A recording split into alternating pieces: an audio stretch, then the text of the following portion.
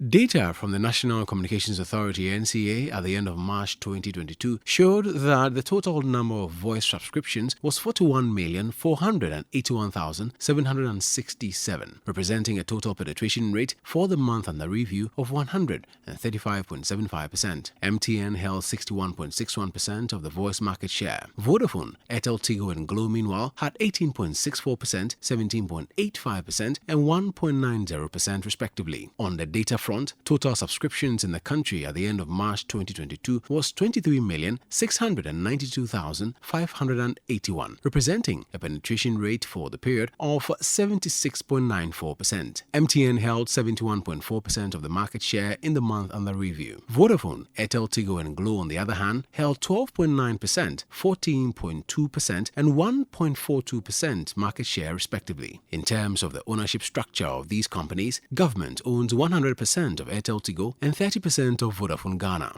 Glo is privately owned, while MTN Ghana has about 23% of its stake being owned by Ghanaians. Speaking to City Business News on localization of the telecom sector in the country, Chief Executive Officer of the Ghana Chamber of Telecommunications, Dr. Kenneth Ashigbe, urged Ghanaians to treat the sector as their own, as it's increasingly for the people. You see that the industry itself is now increasingly owned by Ghanaians. So you take Airtel Tigo, which is 100% state-owned, which means you and I own it. Then you have Vodafone that has the state having significant shares also in that.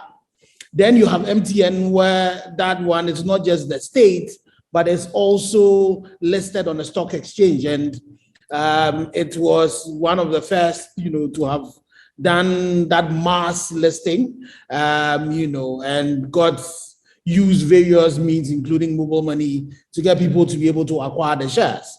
And so that is very, very significant, which then means that the ownership of this business is for us, as Ghanaians.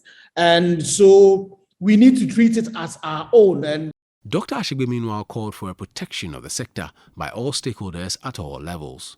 This is an industry that we own, and this is an industry that is providing the vehicles to enable us to digitize, to enable us to really leapfrog the development gap that we have. So it is important that all of us see it in that particular sense, and that positives, that comes out of that, which means that the gains that would come out of the industry would inure to the benefit of Ghanaians, and it then also behoves on all of us then to also protect the industry. So the issues where we are taxing the industry very severely, the issues where people are going to cell sites now and stealing from the cell sites, all of these should be issues that are of concern to us. The issues of fiber cards.